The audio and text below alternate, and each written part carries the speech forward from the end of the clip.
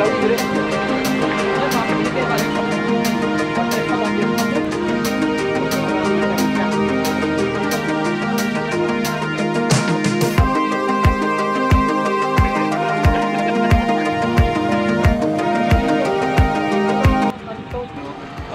bisa menyampaikan aspirasi masyarakat terkait hal-hal yang berkaitan dengan kemaslahatan masyarakat.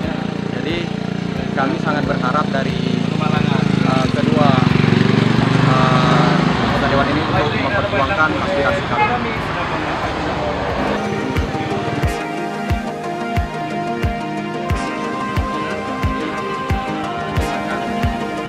Ya.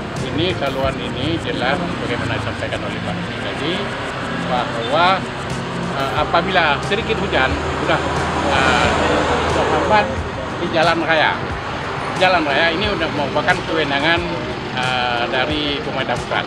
Jadi kita nanti sampai sana kita sampaikan kepada Balai Pengairan untuk menanggulangi hasrat masyarakat, keinginan masyarakat kita bagi bagaimana daerah-daerah lain yang kita bangun, karena faktor awal ini yang sangat kecil, tidak tertampung air, apakah air hujan atau air banjir lainnya.